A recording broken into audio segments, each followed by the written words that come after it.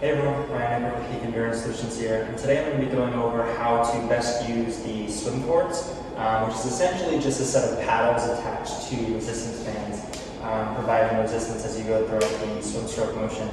A few different ways that I like to use these. So one is to practice proper catch and pull technique. So I'm going to go ahead and demonstrate that first, and then I'll talk about some of the other ways that you can use the Stretchcordz as part of your swim training.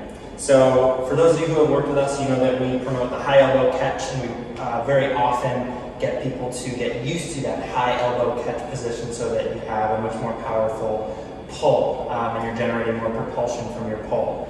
So these are great for practicing that on dry land as opposed to in water. And the great thing is you can do this in front of a mirror so that you can actually see what's going on with your elbows and your hands and your forearms while you're moving throughout the catch and the pull motion. So again, from head on, you want to see the catch. That catch, you should have a high elbow, and then throughout that pull, your fingertips should be pointing down towards the floor or ever so slightly inward. But the key here is keeping those elbows up. So you can use the Stretchcordz to go throughout the freestyle motion and practice that. So you're just going to bend over at the waist until your torso is roughly parallel with the ground, and then you practice that high elbow catch, pull, and then the follow through. Right, and you can do both arms or you can do one arm at a time.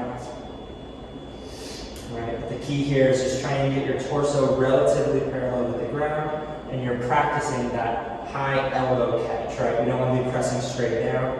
We want to catch with our elbows up and then push straight back and follow through. Okay, so the Stretchcordz are really great for practicing that. Another couple ways that I like to use the Stretchcordz are to build a little bit of strength and endurance throughout the pull motion. So you can do something as simple as 2 to 3 or 4 sets of 10 to 15 reps outside of the pool, and that'll help you build a little bit of strength and endurance throughout your pull motion. Another way that I like to use these is as part of a warm-up tool before a race. So oftentimes, with how busy races are and how many participants are signed up for a race, you don't get the chance to get in the water and actually practice swim beforehand. There are some races that do, and some smaller local races around you might let you. But some of the bigger races you might go to, like Ironman or Ironman 70.3 events, they might not let you get in the water and practice beforehand. So using these Stretchcordz throughout your training on a weekly basis and getting comfortable with them, if you do that, then you can use them as part of your warm-up before you actually get in the water, so that way your swim stroke and your upper body is already nice and warmed up before you get in the water. And you're not just hopping in the water and going full tilt from the beginning without doing a warm-up. So those are the 3 ways that we like to use the Stretchcordz. One is to promote proper swim technique, particularly with the pull or the catch and the pull.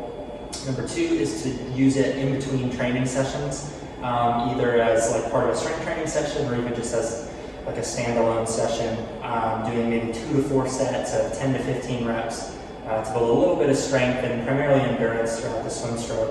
And you can gradually progress the number of sets and reps that you do on that as well. And then the third piece, the third way that we like to use the Stretchcordz is as part of a warm-up before we get in the water during the race. Obviously, if you can get in the water to swim prior to the start of the race, that's ideal. But the Stretchcordz may be a great tool to help you warm up your upper body and just get you comfortable with your swim stroke before you get in the water. So hopefully this video was useful, and if you have any questions on this, just feel free to shoot me an email at peakenduranceSolutions@outlook.com.